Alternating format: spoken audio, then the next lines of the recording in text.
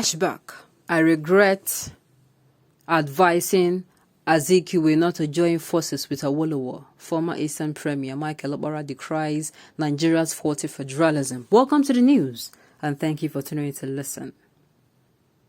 An old newspaper published in November 1980 has resurfaced showing former Premier of the Eastern Nigeria region, late Dr. Michael Okpara, saying that he regretted the advice he offered the first president of Nigeria, late Dr. Nnamdi Azikwe, not to form an alliance with the former Premier of Western region, late Chief Obafemi Awolowo. And it reads, "My greatest political blunder, Dr. Michael Okpara. Overlooking the rugged valley and the humid high vegetation of Umuahia are integrated huts which until recently formed his residence.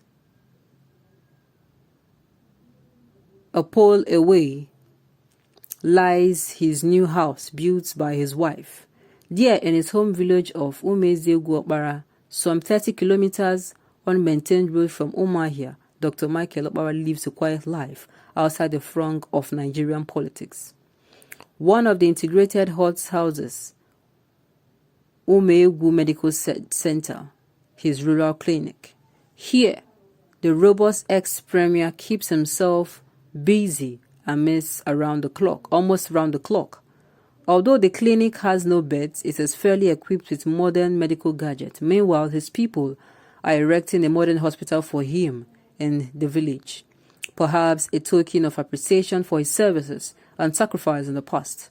For a man who was once one of the first 5 most powerful men in the country, Dr. Okpara's new life is exemplary. He lives in the village as if he has lived there all his life. While his colleagues in politics from 1960 to 1963 grabbed, Dr. Okpara maintained a stance that has left him virtually without any property.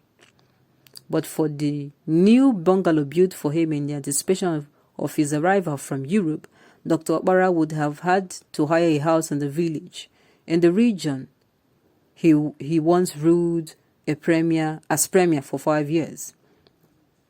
Yes, Dr. Okpara is quite contented and happy with his new life. He is so busy treating his people that he hardly finds time for any other things.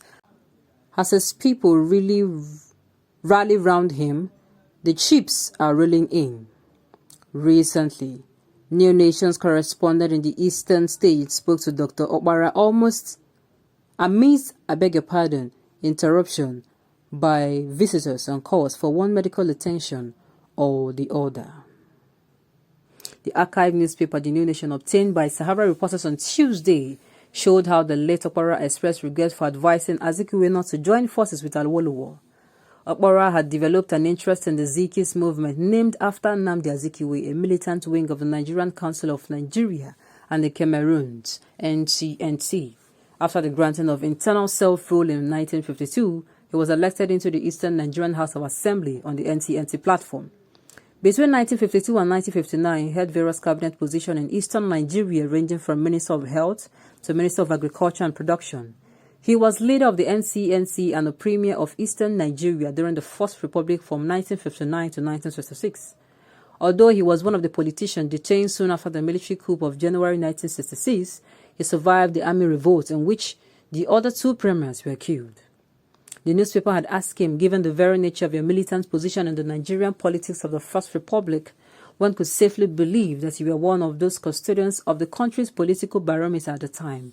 By your honest calculation, what caused the failure of the First Republic? Okpara had answered, I believe the Republic failed because of a number of factors. Firstly, the First Republic violated the most basic structure of federalism. No one state should be larger than the rest of the states combined.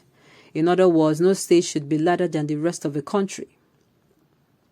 This was violated from the beginning, and every effort made to safeguard it failed, and I shall regret to my dying day having taken part to advise Zik not to form the alliance with Chief Awolowo. The defunct eastern and western regions of Nigeria are believed to share similar political ideologies different from the northern region, which have muted into the present-day agitation for federalism, restructuring, and self-determination rocking the country under President Muhammadu Buhari. Wow. Thank God for history. Thank God for history. This is like a whole lot. A whole lot. Something I still don't understand is that why can't we Southerners come together as one? Northern Nigeria is powerful today because they never refer to themselves as Northeast, West Central, West or Central.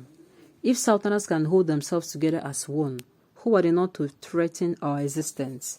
They will be the one to agitate to leave this country. But no individual selfishness and greed will not allow us. We believe we know it all.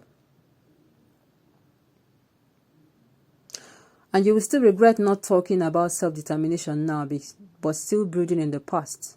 Maybe after this period, you will start regretting why you did not do the right thing. Nowadays, it is the young ones that are seeing far while sitting down, and elders have revealed to see even what is standing, even when standing. So pathetic.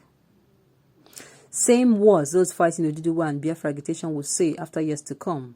God gives us different wisdom and knowledge to know what is right on time, and others to know during their own age or when they are already dead.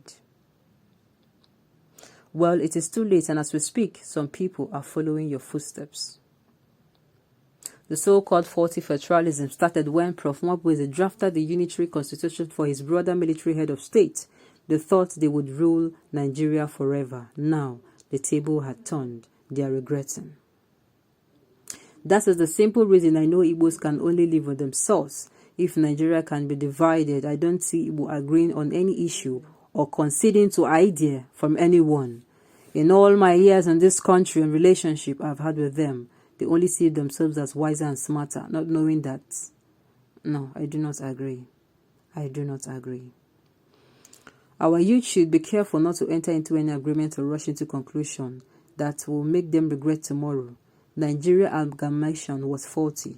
Nigeria independence was faulty. Now agitation here and there. Restructuring of Nigeria again. Why did we get it wrong from the beginning? Tribalism, nepotism, above all, selfishness. British knew quite well that Nigeria is not one's entity politically, religiously, traditionally, culturally. They only merged us together to achieve their aim, and that has been done. Today, in this generation, no amount of restructuring can bring peace back to Nigeria, except we'll go back to where we were before amalgamation regional government. Then we may think of working together. Don't we have ECOWAS? Very sad history indeed. On this note, we have come to the end of the news. We say thank you so much for tuning in to listen. Till I come your way next time. Enjoy the rest of your day.